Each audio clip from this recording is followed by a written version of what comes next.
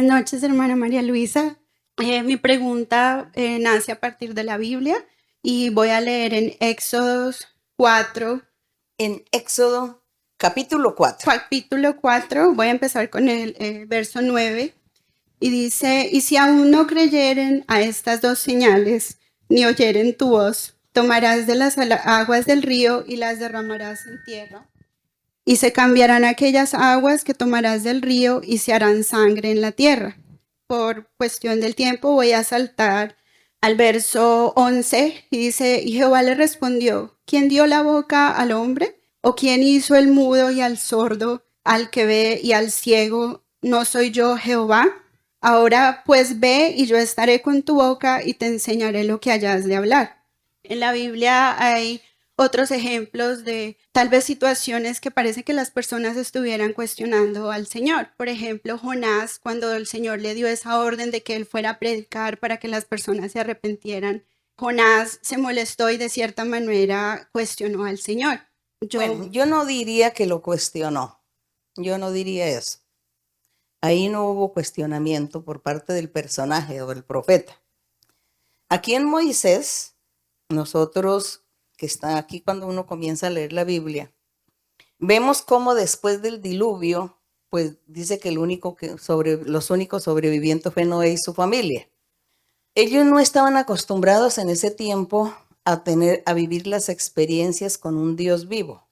Entonces Dios en ese tiempo le hablaba o le daba visiones o alguna revelación al patriarca y le enseñaba los mandamientos, y el patriarca pues de voz a voz iba enseñándole a sus familiares, a los hijos de los hijos y así. Entonces no había como esa experiencia de cómo se vive, cómo es que Dios nos habla, no había esa experiencia. Cuando Moisés dice que ahí narra la historia que cuando Dios escogió a Moisés, le habló a Moisés y le dijo, usted tiene que ir allá a Egipto y hable con el rey y dígale que deje sacar a mi pueblo. Entonces Moisés se angustió porque Moisés no estaba acostumbrado, nunca había hablado con Dios. No tenía como la experiencia de cómo es como nosotros hoy, que cuando Dios le dice a una persona, te voy a sanar, la persona cree. ¿Sabe por qué? Porque han habido cientos o miles de personas que se han sanado. O el Señor dice, no, yo te voy a enviar a un lugar lejos y vas a estar viajando y allá estarás trabajando y me servirás en ese lugar. La persona cree porque ya lo ha oído, que hay muchas personas que viajaron y que Dios los envió a otros lugares y que allí los está usando. Entonces ya nosotros sabemos que eso es cierto, porque lo hemos visto en las experiencias. Entonces ya nosotros hoy no dudamos. Pero Moisés no tenía experiencias. Cuando Dios le dice que vaya y le hable al rey, que era tan difícil hablarle a un rey, eso no era como hoy, que es tan fácil nosotros, de pronto es más fácil nosotros hoy en día ir a hablar con el presidente. Nos es más fácil que en ese tiempo una persona presentarse ante un rey. Por eso Moisés le dio fue miedo. Dijo, Señor, pero ¿cómo me vas a enviar al rey? Sí, empezando que no sé hablar, yo no sé expresarme, yo soy muy tímido, soy de pocas palabras. ¿Cómo voy a hablarle al rey? ¿Qué le voy a decir? Claro, Moisés se estaba comportando como ese ser humano. Y por eso aquí el Señor le soluciona y le dice, no te preocupes que yo voy a enviar a Aarón, tu hermano, porque él sí sabía expresar, sabía hablar, y yo lo voy a enviar. Tú solamente le dices a Aarón lo que hay que decir allá y yo voy a respaldar y Aarón hablará. Como Moisés todavía no había visto los milagros, él tenía ese temor. Sabía que si se presentaba al rey, pues seguro le manda a quitar la vida. Y el Señor fue cuando le dio una señal a Moisés, cuando le dio la orden de que Moisés iba a estar sacando al pueblo de Egipto. Entonces, como Moisés le daba temor, no podía creer lo que Dios le estaba diciendo. El Señor fue cuando le dio una señal, le dijo, mete tu mano en tu seno. Y dice que cuando la metió que se volvió una serpiente, que apareció una serpiente y que esa serpiente perseguía a Moisés. Y él todo angustiado, entonces el Señor otra vez le dijo, meta otra vez la mano ya en el seno, y él lo hizo, y ya la serpiente era una vara, se convirtió en la vara que Moisés tenía, es decir, esa vara se había convertido en una serpiente y luego siguió una vara común y corriente. Entonces Dios le dice a Moisés, no está escrito, pero nosotros por lógica imaginamos que el Señor le dijo, ¿te das cuenta si ves que esa vara se convirtió en serpiente y tú huías de esa serpiente? Y ahora se convirtió otra vez en una vara, si ves que yo soy poderoso. Todo lo que yo te estoy ordenando, yo soy el que hace las cosas. No eres tú, soy yo que tengo poder. Yo soy el Dios que hizo los cielos, la tierra, entonces no dudes, no tengas miedo, confía, cree que todo lo que yo te ordene, tú me obedecerás. Eso nos lo imaginamos que así pudo haber sucedido. Con las señales y con esas muestras, entonces el Señor le dio a él muchas señales y por eso ya él le decía, Señor, mande a una persona más preparada porque yo, ¿cómo me vas a mandar con el rey? Entonces, por eso ya aquí le dice el Señor, le dice, tú hablarás al rey y pondrás a Aarón. Tú hablarás a Aarón, en el verso 15. Pondrás en su boca las palabras y yo estaré con tu boca y con la de Aarón. Dice el Señor, yo estaré con tu boca para que él le hable a Aarón. Y dice, y también estaré en la boca de Aarón cuando esté hablando con el rey. Y os enseñaré lo que hay que hacer. Dice, él hablará por ti al pueblo, al rey. Él te enseñará a ti en lugar de boca, él te será a ti en lugar de boca, y tú serás para Aarón en lugar de Dios. Esa fue la orden. Entonces le dice, toma esta vara con la cual tú vas a hacer los milagros. Con esta vara tú harás los milagros. Y de ahí en adelante comienza el Señor a hacerle las señales a Moisés para que él creyera, porque él no tenía experiencias de hablar con un Dios vivo y de poder. Y por eso aquí no podemos juzgar a Moisés de decir que tan incrédulo, que cómo así que no creyó, que cómo así que no obedecía. No había esa experiencia y él sí tenía temor de ir a cometer errores. Y lo mismo Jonás. Jonás, ¿qué fue lo que sucedió con Jonás? Él era un profeta y Jonás había escuchado que a los profetas de Dios, los reyes de Israel o los de Judá, que eran malos, mandaban quitar la vida a los profetas verdaderos.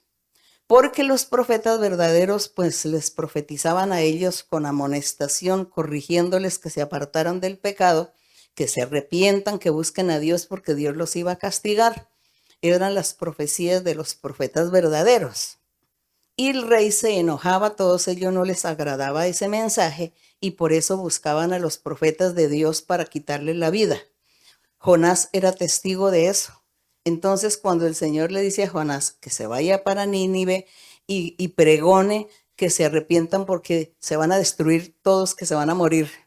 Entonces Jonás dijo, bueno, aquí llegó el día de mi muerte ya, porque yo voy y le hablo a este pueblo y seguramente Dios va a tener misericordia y no les manda la muerte, entonces yo soy un mentiroso. Quedo como mentiroso, me buscarán para quitarme la vida. De todas maneras me van a quitar la vida por decirles que se arrepientan porque eso se va a destruir esa ciudad. Entonces ahí no había ningún cuestionamiento, sino que él estaba viviendo una realidad. Vio y supo cómo murieron y les quitaban la vida a los profetas de Dios. Y él decía, y ahora yo soy uno más. Y por eso él tuvo temor y se escondió y no quiso ir. Dios lo obligó. Conocemos toda la historia, ¿no? Dios lo obligó y realmente él fue y pregonó. Y resulta que el pueblo se arrepintió, que eso era lo que Jonás no había pensado, que el pueblo se iba a arrepentir. Cuando Jonás vio que realmente Dios no destruyó a la ciudad, le dijo, sí ves, Señor, lo que yo te había dicho, que tú te arrepentirías en el último momento y ahora yo quedo como el mentiroso. Ahora todos van a decir que yo soy un falso profeta y entonces me van a buscar para quitarme la vida. ¿Y cómo quedo yo? Como el mentiroso, porque tú eres misericordioso. Por eso era que yo no quería ir, decía Jonás, porque tú eres misericordioso que te arrepientes en el último momento. Y fue cuando Dios le dio un ejemplo de la calabacera para que él se diera cuenta que había que tener misericordia de los seres. De lo de la calabacera le dio ese ejemplo porque dice que había mucho sol como era como un desierto quizá donde él estaba, y él se refugió debajo de la calabacera, que ella lo protegía del sol. Y de pronto dice que un gusano vino y se comió la calabacera y él quedó entonces al descubierto, a pleno sol, sufriendo. Y él se enojó y se puso triste porque la calabacera se secó. Entonces el Señor le dice, y tú tienes misericordia de una calabacera, ¿no? Estás triste y enojado porque se secó la calabacera. Y yo, le decía el Señor, y yo no voy a estar triste por ir a destruir a todo este pueblo, que se arrepintieron y me clamaron y se arrepintieron, entonces yo los perdoné. A ver, di. Entonces Jonás comprendió. Dijo, sí, Señor, tú tienes la razón. Tu misericordia, si yo iba a tener misericordia de esta calabacera, ahora tú pues sí de un pueblo. Señor, me enseñaste, me diste una lección. Al futuro te obedeceré todo lo que me ordenes. Seguramente eso le dijo. Eso es que nos lo imaginamos, pero tuvo que haber sido así. Que cuando tenemos experiencias, después esas experiencias las vamos perfeccionando en nuestra vida espiritual, los errores o las fallas que uno comete, y nos da Dios una experiencia y le decimos, Señor, al futuro te obedeceré. Al futuro no voy a caer en esto porque por desobediente, porque no entendí, porque no comprendí. Entonces me vino un castigo, pero yo sí, ahora sí ya sé que te voy a obedecer y voy a creer, Señor. Eso es lo que hacemos nosotros. Eso fue lo que hizo Jonás. Entonces no hubo ese cuestionamiento. ¿Y usted me quería decir de otros personajes que hicieron cuestionamiento, hermana? ¿O solamente Jonás? No, hermana, muchas gracias por esa explicación tan hermosa. Era como llegar a ese punto de qué es cuestionar al Señor, cuestionarlo al punto de que lo desagrademos, porque si hay momentos, como usted nos acaba de enseñar, donde sentimos miedo, donde decimos, Señor, pero tú me dices que yo voy a hacer esto, pero yo no puedo o yo no tengo esa capacidad. Hoy en Entonces, día nosotros no podemos decir eso, porque hemos visto muchas experiencias de personas a las que Dios les ha hablado y los ha bendecido y los ha levantado y los ha enseñado y les ha dado todo. Entonces, esos son los ejemplos que tenemos, así que no vamos a estar dudando. Si el Señor dice eso, si es Dios verdaderamente el que está hablando, porque pues hoy también nosotros tenemos aquí dentro de la iglesia, también tenemos a un enemigo, ¿no? Ustedes saben cuál es ese enemigo, que de pronto usa a alguna persona para engañarnos. Eso puede ser posible, que el diablo entre, porque como la iglesia son personas recientes y todo el tiempo está viniendo gente por primera vez, gente reciente, gente que no ha entendido. Habrá algunos que vienen y no creen, como que no tienen a Dios, entonces el diablo dice, este está listo porque yo voy a usarlo para que engañe a fulano, a sutano y que esto que lo engañe. Entonces seguramente eso sí puede existir, que el diablo venga a engañar, a meterse en alguien, que no una persona que no tiene doctrina, que no se ha convertido, que él simplemente asiste porque le parece bonito, pero nada más no se ha convertido a Dios. El diablo lo puede usar. Eso puede ser, que lo use para engañar a alguien. Entonces, dentro de la congregación existe también que espíritus engañosos posean a alguien para engañarnos con la profecía o con un sueño o con una visión. Y también existe la posibilidad de que nosotros como humanos tenemos emociones y nos emocionamos tanto y nos imaginamos tantas cosas. Entonces resulté yo profetizando cosas de mis emociones, de lo que yo estoy viendo, y entonces fui y le di una profecía incorrecta a la persona. Eso puede suceder. Entonces, para evitar eso, nosotros tenemos que ser sinceros con Dios. Y cuando somos sinceros y amamos a Dios y queremos agradarlo, entonces así puede venir el diablo a engañarme, o un demonio a engañarme, o la emoción de alguien a engañarme. Dios no lo va a permitir. Dios me va a guardar y me va a proteger. Y me va a ayudar y me hace que yo abra los ojos y me dé cuenta del error a tiempo. Entonces viene de pronto un error de una profecía que no es del Espíritu Santo. Y me profetiza cosas donde me dice, no, es que tú vas a estar viajando y vas a estar haciendo aquello allá y entonces allá vas a estar comprando una casa y la comprarás a la orilla del mar y que ta. Entonces, Dios, como ve que yo soy sincera, el Señor ve que me están engañando. el Señor les hace sentir a uno, que abra los ojos y que uno se dé cuenta, que sea realista de que eso no es correcto. Quizá lo que me dijeron eso no es correcto. Entonces yo no entraría a dudar ni a decir nada, sino diría, Señor, si esta es palabra tuya, pues eso se cumplirá. Pero si no eres tú, sino de pronto la emoción de alguien o algún espíritu engañoso que me quiere engañar, pues entonces eso jamás se va a cumplir. Pero Señor, mi deber es seguirte, leer la Biblia, cambiar, transformarme. Yo quiero cambiar. Quiero quitar mis errores, mis debilidades. Quiero agradarte en todo. Quiero hacer tu voluntad. Por lo tanto, espero que tú me ayudes a triunfar en mi vida espiritual y que yo no sea engañada por nada ni por nadie. Esa es la lucha que todos nosotros debemos tener o tenemos en nuestra vida diaria. Entonces la hermana dice que de pronto vino una profecía. Si la hermana está segura que esa profecía era de Dios, eso se tiene que cumplir algún día. Y yo no debo decir, pues yo no merezco eso. Yo no soy capaz para hacer eso. Yo no lo puedo hacer. No, yo nunca voy a decir eso. Sino que yo diría, Señor, si es tu palabra, así serán las cosas, Señor.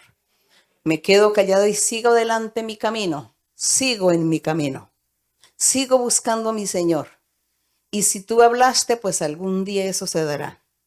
Si tú no hablaste, pues entonces yo aquí sigo mi camino y espero lo mejor de ti. Esa debe ser nuestra vida. A mí me gusta hablarles a los hermanos las cosas como son, para que no venga el enemigo a engañarnos.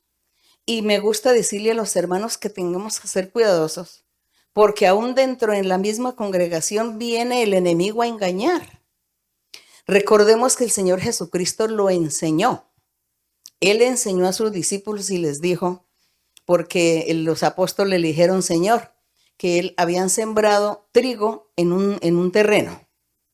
Se sembró trigo. Y que cuando nació las plantas del trigo, dice que también salió una cizaña, porque fue el diablo, dice que vino el diablo y sembró cizaña en ese trigal, y que de pronto apareció la cizaña. Entonces que los obreros le decían al señor, al dueño, pero si nosotros sembramos trigo, ¿por qué apareció esa cizaña? Señor, ¿quieres que vayamos y arranquemos esa cizaña y la quememos? Entonces que el Señor les dice, no lo hagan, porque por estar arrancando la cizaña, ustedes pueden arrancar el trigo también. Entonces es mejor que dejen crecer lo uno con lo otro, y el día señalado, entonces ya nuestro Dios va a escoger el trigo al granero y la cizaña se quemará, pero cuando ya esté lista para cosechar. Entonces es eso, hermanos, la congregación, las congregaciones. En las congregaciones se puede infiltrar el diablo con algunos corazones que no son sinceros, que no buscan a Dios. Entonces se filtra y entonces el diablo siembra cizaña. Entonces hay que crecer. Todos aquí vamos a estar. Seguimos todos adelante. Cada uno dice, yo quiero cambiar. El otro, yo también quiero cambiar. Pero bueno, no sabemos. Esperamos que todos nosotros seamos trigo. Pero si hay cizaña, pues hay que dejar ahí la cizaña y más bien ser inteligentes y aprender mucha doctrina y amar mucho a Dios para que Dios nos cuide de esa cizaña, para que Dios nos guarde de la cizaña. Así es nuestra vida espiritual, mis queridos hermanos, dentro de las congregaciones. Entonces, no vamos a juzgar, no vamos a ponernos a mirar, ¿a este será trigo o será cizaña? ¿Usted qué piensa que es, trigo o cizaña? ¿Y usted qué se siente? ¿Se siente trigo o se siente cizaña? Nosotros no vamos a hacer eso. Todos considerémonos que somos trigo y que vamos a amar a nuestro Dios. Esperemos que el Señor no permita que cizaña venga a la congregación. Bueno, hemos aprendido cosas bellas y hermosas. Ojalá que esto lo pasen a internet para que los demás aprendan también. Bueno, bien, hermana, su pregunta estuvo muy interesante.